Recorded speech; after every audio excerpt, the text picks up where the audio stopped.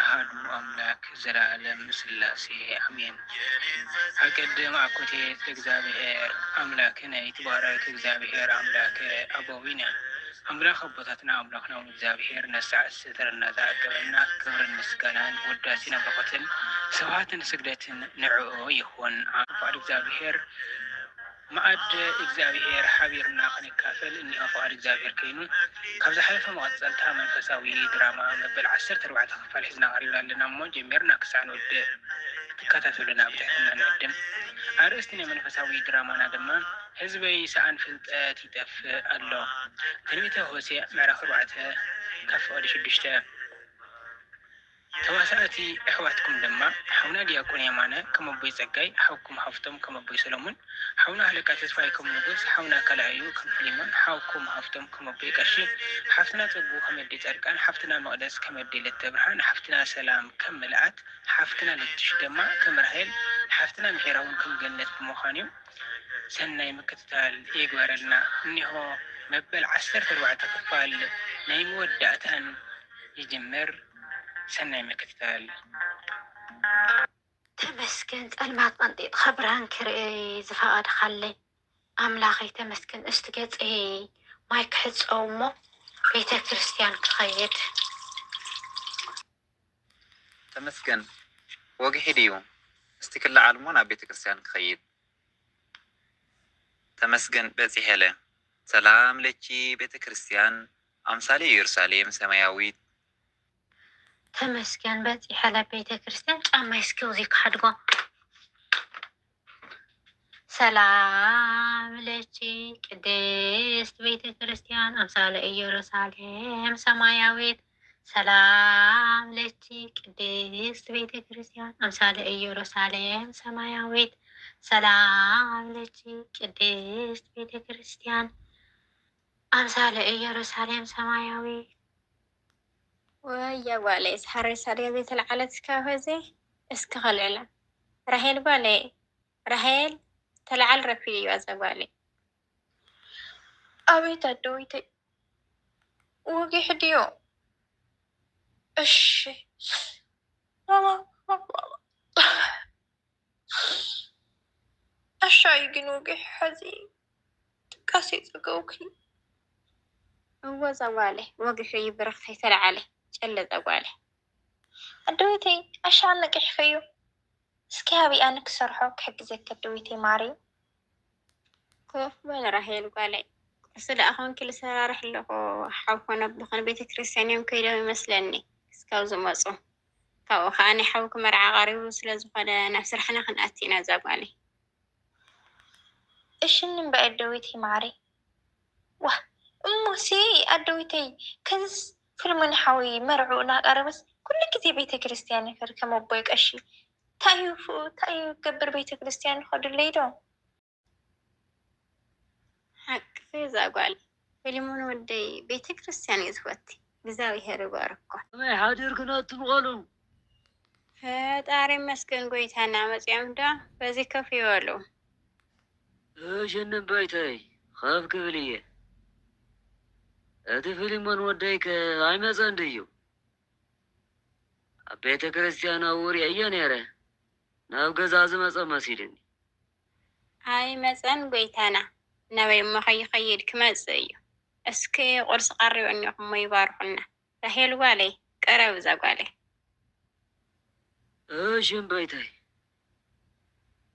زتبارخان زتقدسن ما أدي قبرنا فتاري كل عالم حازول بيتي راهير قوالي ونحاز بارخوت إشني أيوتي آمين جنتك مسيادية تخول نبت كريستيان استي أبسي دق وزي كريا سبلا كي تخون واي هو أبتي الله جنتك مي حديركي واي تمسكن أملاخ ما تيبا فليمانيلا إكزاميري مسكن فتوي أبي أشي أفتي اللومو بك أفتي سلال نخن الشي كورتي نعنا يبالي تحندر في دوما بيك الشي يفتي እግዚአብሔር አምላክ ይመስገን ፊልሞን ወደይ እግዚአብሔር ይፍታህ ማሰርተ ኃጢአት ከመይ አርፊዶም ከወረበይ ይፍቲ እግዚአብሔር ይመስገን። ገነት ጓለይ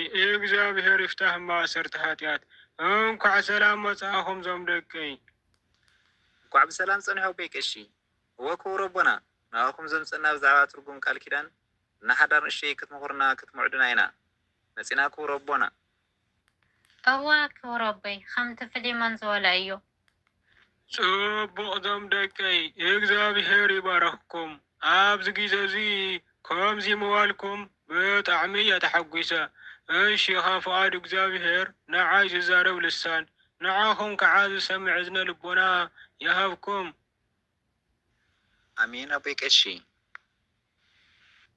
ኣሜን ክብረቦ ዋና ዞም ደቀይ ኣብ ቅድሚ እግዚአብሔር ዝኸበረን ዝደመቐን በዘይ ብቑዕ ምኽንያት ክፍታሕ ክብተንን ዘይግባእን ጽኑዕ ሕጊ ምዃኑ ዝገልጽ ቃል ኪዳን እዩ። ስለዚ ሰብኣይ ኣቦኡን ኣዲኡን ይሓድግ፣ ምስ ሰበይቲ ከዓ ይዋሃዱ፣ ሓደ ኣካል ሓደ ስጋ ድማ ይኾኑ ማለት እዩ።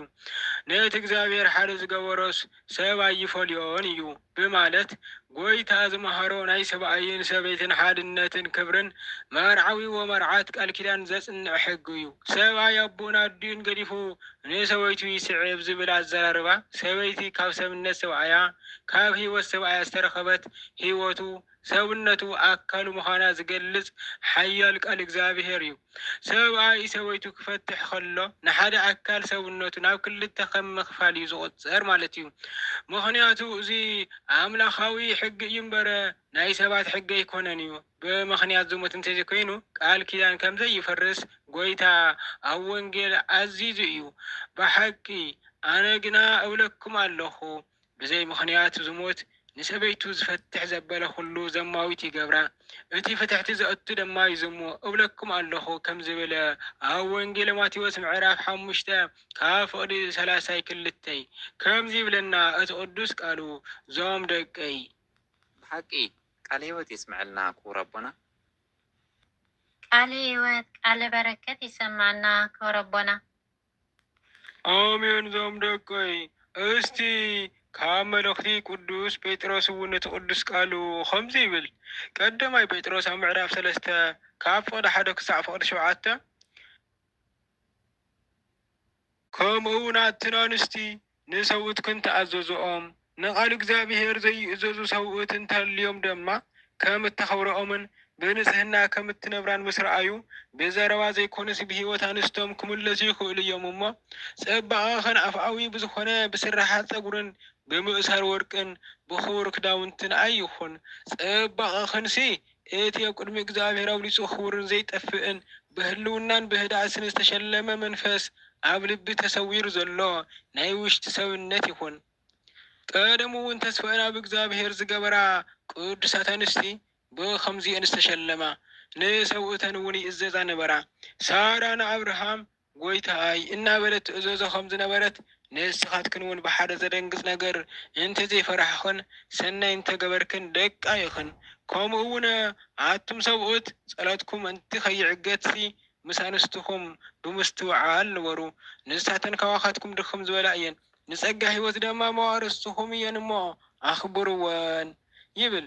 ስለቲ ቅዱስ ቃሉ እግዚአብሔር ኣምላኽና ስሙ ይኽበር ይመስገን። ኣሜን። ብሓቂ ቃል ህይወት ይስምዐልና ክቡር ኣቦና። ብዕድመን ጥዕናን ይሓልወልና እግዚአብሔር ኣምላኽ ዝተምሃርናዮ ኣብ ጽላት ልቦናና ይሕድሮ ፈጣሪ። ቃለ ህይወት ይሰማዓና ክቡር ኣቦና። ካብ መዓርን ሽኮርን ዝጥዕም ቅዱስ ቃሉ መጊቦምና እግዚአብሔር ጸጊኡ ዝሓሎም ብዕድመ ብጥዕና ይሓለወና። ዝተምሃርናዮ ብተግባር ክንነብረሉ ድማ እግዚአብሔር ይሓግዘና። ኣሜን። ዞም ደቀይ ብሩኻት እግዚአብሔር ኣምላኽ ዝተኸበረን ዝተቐደሰን ሓዳር ይግበረልኩም። ሶምን ይቐሪብኩም ዘሎ ንመርዓኹም ዞም ደቀይ ኣብ ሃይማኖትኩም ጽንዓት ኩኑ። ቅዱስ ሓዳር ብክርስቶስን ብቤተ ክርስቲያንን ከም ዝምሰል ዓብይ ተቕዋም እዩ። ዋና ዕላምኡ ድማ ሓቢርካ ንእግዚአብሔር ኣመስጊንካ መንግስቱን ምውራስ እዩ። ከምኡ እውን ንሰለስተ ነገር እዩ። ሓደ ካብ ዝሙት ንምርሓቅ፣ ካልኣይ ቅዱስ ዘርኢ ንምትካእ፣ ሳልሳይ ንምድግጋፍ እዩ። ፍሊሞን ወደይ ገነት ጓለይ ኣጀኹም ኣሜን ክቡር ኣቦና ኣብ ጸሎቶም ይዘክሩና ወርኽ መዓልቲ ኣሜን ክቡር ኣቦና እወ ደጊምማ ሰሙን ይቐሪና ኣብ ጸሎቶም ይዘክሩና ብሩኽ መዓልቲ ክቡር ኣቦዋና ጸሎትን መብርሃን ኣዴና ጸሎት ቅዱሳን ኣይፈለይኩም ዞም ደቀይ ብሩኻት ኣሜን ሰናይ መዓልቲ ተመስገን እግዚአብሔር ኣምላኽ ፍቱተይ እቲ ቅዱስ ቃሉ ክንደይ ደስ ይብል ኣነስ ውሽጤ ደስታን ሓጎስን ዓሲሉኒ ተመስገን ብሓቂ ፍትወይ ዋላ ኣነ ብጣዕሚ ደስ ይለኒ ኣሎ እግዚኣብሔር ኣምላኽ ኣቦና ሓዲሩ ክንደይ ምሄርና ምዒድና ተመስገን ብተግባር ክንነብሮ ድማ እግዚኣብሔር ባዕሉ ይሓግዘና በል ክብረተይ ከይተፈለጠና ኣብ ገዛ በፂሕናዋ ብሩኽ መዓልቲ ብሓቂ ገነቲ እግዚኣብሔር ይሓግዘና ኣሜን ብሩኽ መዓልቲ ገዛና ከመይ ውዒልኩም እግዚአብሔር ይመስገን ገነት ጓለይ ኣበይ ደኣ ውዕልኪ መርዓኺ ቀሪቡ ምዃኑ ረሲዕ ኸየድኺ ኣደኽን መሓዛኽን በይነን ይሰርሓ ኣለዋ ኣይ ኣያዋኒ ኣረ ኣይረስዓኽውን ብሃንቀውታ እናተፀበኽዋ እዛ መዓልቲ ሓጎሰይሲ ለለማ ክርስዖ ምስ ኣቦይ ቀሺ እየ እኮ ነይረ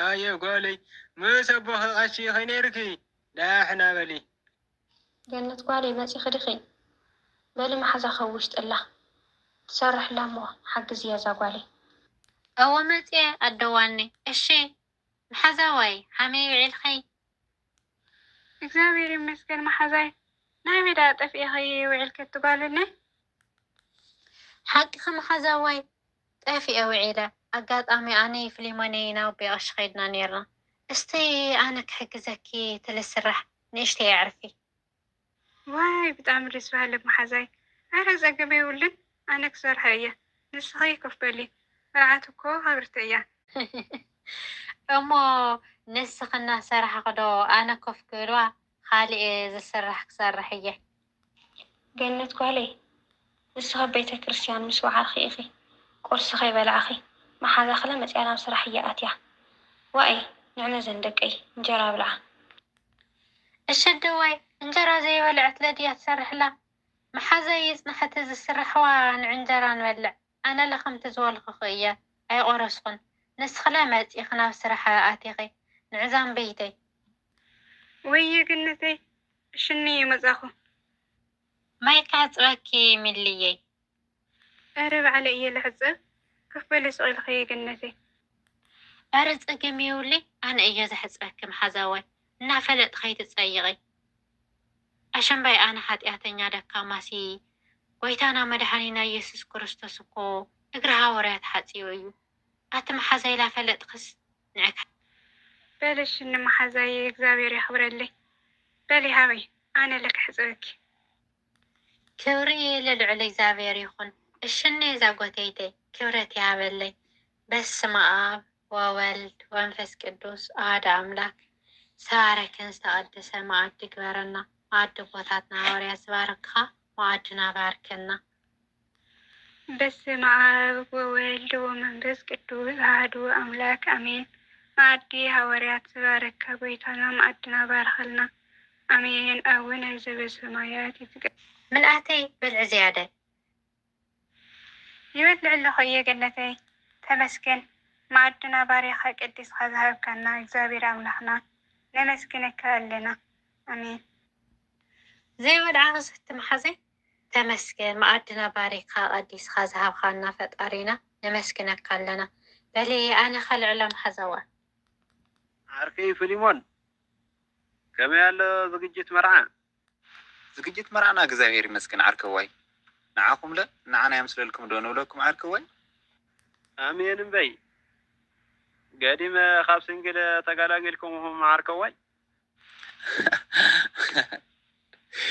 سنجل ما كندي معلتي جنسي عركي أسدت نهار لهم عرك السعينة ورتكم على الديم أمس حزي سؤالكم إلى إيه زي نقولكم مني هاي عركي حقهم هم زي نقولكم أبسدت جن زي ما تأتي عم بي ندعي ድሕሪ ሓደ ወርሒ ክመፅእ እየ ኢላትኒ ኣላ። እግዚኣብሔር ኣምላኽ ብሰላም ይመልሳ። ኣሜን። ፍሊሞን ዓርከይ ድሕሪ ስደት መልሲ ድማ ፍሊሞንና ገነት ቤተ እግዚኣብሔር ዝፈቐዶ መንገዲ ብቅዱስ ቁርባን ብመዝሙር ተመርዕዮም ጽቡቕ ሓዳር ድማ መስረቱ። ስለ ኩሉ ነገር እግዚአብሔር አምላኽና ዝኸበረን ዝተመስገነን ይኹን። በኃይል ፈጣሪ ተፈጸመ። ንክቡራት ኣሕዋትና ብሓቂ ቃለ ህይወት ቃለ በረከት የስማዓልና። ንክቡራት ኣሕዋትና ብድጋሜ ቃለ ህይወት ቃለ በረከት የስማዓልና። ዝተኸበርኩም ፍትዋት ተኸታተልቲ መንፈሳዊ ድራማ ጀሚርና ክሳዕ ንውድእ ብጽሞና ስለ ዘዳመጽኩምና እግዚአብሔር አምላኽ ኣብ ትገብርዎ ናይ ሕልና ጾምን ጸሎትን ስእኒ ይስማዓኩም። እኒሆ መንፈሳዊ ድራማና መበል 14 ክፋልን ናይ መወዳእታን ኣብዚ ተዛዚሞ ኣሎ። ፍቓድ ፈጣሪ ኣላዓዒሉ ዘጀመረና ኣጀሚሩ ዘፈጸመና ልዑለ ባህሪ እግዚአብሔር አምላኽና ክብርን ምስጋናን ውዳሴን ኣምልኾትን ስብሓትን ስግደትን ንዕኡ ይኹኖ። አሜን። ወስብሃት ለእግዚአብሔር ልዑል ወለወላዲቱ ንጽሕት ድንግል ወለመስቀሉ ክቡር። አሜን አሜን አሜን።